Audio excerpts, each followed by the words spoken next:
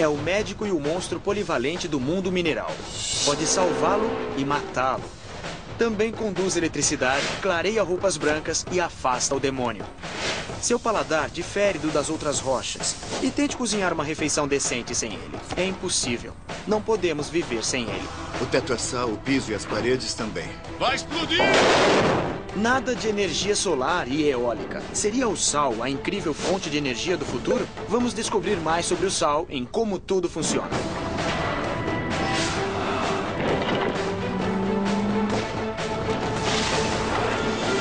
Como Tudo Funciona.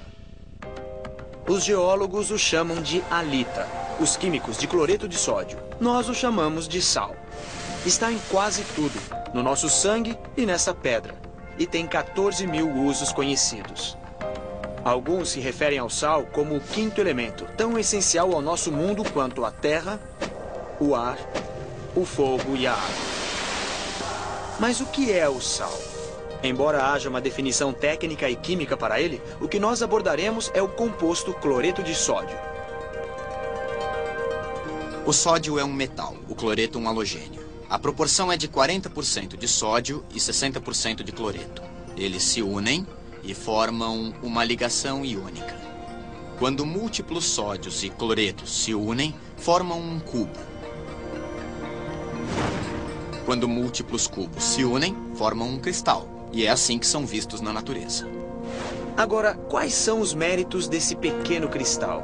O sal é higroscópico, uma palavra pomposa que significa que atrai a água. O sal se dissolve facilmente na água. Uma vez dissolvido, ele se decompõe em íons de sódio com carga positiva e íons de cloreto com carga negativa. Isso o torna infinitamente útil em aplicações químicas. O sal reduz a temperatura de congelamento da água, sendo ótimo para remover o gelo das estradas. Mas nesse processo, também enferruja os veículos e as pontes.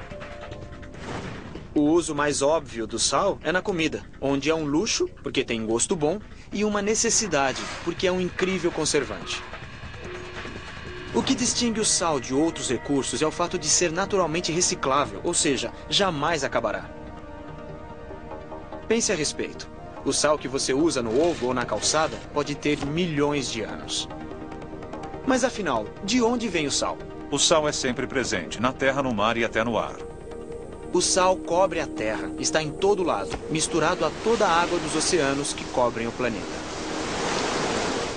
Os cristais de sal resultam da evaporação da água salgada dos oceanos. De leitos secos de oceanos. Isso não parece um leito seco de oceano? Há muitos milhões de anos após a superfície da Terra esfriar, séculos de chuva transformaram poças em oceanos. O leito dos oceanos estava repleto de rocha sedimentária, que é cheia de sódio. Enquanto isso, o cloreto era expelido pelos vulcões e chaminés hidrotermais. Mesmo assim, a quantidade de sal presente nesses oceanos primitivos era bem pequena. Foram necessários bilhões de anos de escoamento da água que erodiu a rocha, dissolveu o sal e o levou para os oceanos para gerar a salinidade que conhecemos hoje.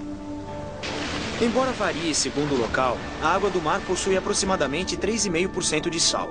Isso significa cerca de 30 gramas de sal em 1 litro de água do mar, ou um total de aproximadamente 50 quatrilhões de toneladas de sal em todos os oceanos da Terra.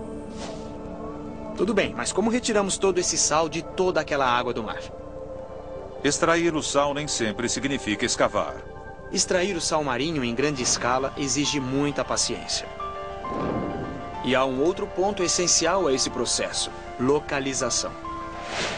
Estamos localizados na ilha de Great Inagua, a ilha mais ao sul do arquipélago das Bahamas. Great Inagua fica a cerca de 800 quilômetros a sudeste de Miami, na Flórida. Na Morton Bahamas Limited, temos uma parceria singular com a natureza. Além de ter acesso a um suprimento ilimitado de água do mar, esse local é ideal por outros motivos. Os requisitos são uma alta incidência de energia solar. Como pode ver, estamos aqui ao sol, vento constante, mas não forte, pouca chuva, alta evaporação, uma grande área de terra adequada à produção do sal solar. 12 mil hectares de Inágua são dedicados à obtenção do sal solar. Centenas de milhões de litros de água do mar são bombeados anualmente para esses reservatórios primários. Bacias rasas onde a água repousa exposta ao vento e aos raios solares. À medida que a água lentamente evapora, o resultado é uma salmoura concentrada, que é extraída para reservatórios secundários e, por fim, para os lagos de concentração final. Cada estágio se transforma em um mini ecossistema baseado no nível crescente de sal. Nos reservatórios primários, milhões de micro-organismos fluem com a água do oceano. Também vêm milhões de ovos de peixes e de outros animais marinhos. Esses lagos estão cheios de vida selvagem, uma grande biodiversidade. Os reservatórios secundários são salgados demais para manter a maioria dos seres vivos, à exceção das algas e do camarãozinho das salinas. Só as bactérias vermelhas halófilas, que adoram o sal, conseguem sobreviver após a evaporação prolongada. A verdadeira mágica ocorre na última fase, a cristalização. Chega um ponto em que o cloreto de sódio presente não consegue mais se manter na solução e se cristaliza num sólido. Quando a camada de sal atinge cerca de 10 centímetros de espessura, as colheitadeiras escarificam mecanicamente ou quebram a superfície que é levada para a usina de lavagem. Na usina de lavagem, o sal é despejado num alimentador e é transportado numa esteira rolante até os classificadores espirais, que são tanques de lavagem onde os sedimentos dos cristalizadores, como terra ou areia, são removidos do produto. 1 milhão de toneladas anuais de sal são extraídas daqui e são usadas principalmente para degelar estradas e abrandar a água. Todo esse sal é produzido com pouca intervenção humana. Em algumas partes do mundo, lagos salinos ou oceanos evaporaram sem nenhuma intervenção do homem, resultando em planícies de sal, grandes leitos expostos de sal. O Grande Lago Salgado, em Utah, é uma planície de sal em formação, assim como o Mar Morto no Oriente Médio. Encontramos leitos marinhos incrustados de sal no Vale da Morte, na Califórnia, e nas planícies de sal de Bonneville, em Utah. Aqui, numa planície de sal na Bolívia, o sal é coletado diretamente da superfície, como as pessoas têm feito há milhares de anos. Hoje em dia, o sal tem muitos usos, mas no início envolvia alimentação e sobrevivência. Nós conhecemos as propriedades conservantes do sal desde a pré-história. Os homens estabeleciam seus assentamentos perto de instalações de sal. O sal é usado desde a antiguidade como um conservante. Antes de haver a refrigeração, as pessoas salgavam a carne e também o peixe. Antes da geologia moderna e da industrialização, para quem não vivia perto do oceano, obter sal era um grande problema. Isso tornou o sal precioso. Estabeleceram-se rotas comerciais para transportá-lo das minas e regiões costeiras. O sal era valioso na antiga Roma porque era usado para conservar os alimentos nas longas jornadas. O pagamento dos soldados romanos era em sal. Chamava-se salário. Daí veio o termo usado hoje. Seria bom poder convencer meus funcionários a receberem sal. O sal gerou inúmeras superstições, como evitar a má sorte jogando sal por sobre o ombro esquerdo nos olhos do demônio, e alguns provérbios. Se você ler o Evangelho de São Mateus, verá que ele reproduz as palavras de Jesus aos discípulos.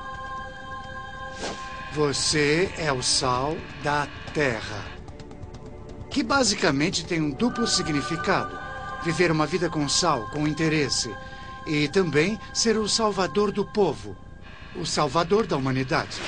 É impossível imaginar a vida sem o sal. Por isso, o nosso lema é sal, a essência da vida. Sem o sal, morremos. Uma salpicada aqui, uma pitada ali. O sal que comemos abrange menos de 15% de todo o sal produzido no mundo. Mas é o sal que mais conhecemos, graças ao sabor inconfundível. Mas por que comemos sal? É um nutriente essencial, ou seja, o sal é um nutriente que o corpo não produz. Se não ingerirmos sal, arriscamos a nossa saúde. O corpo contém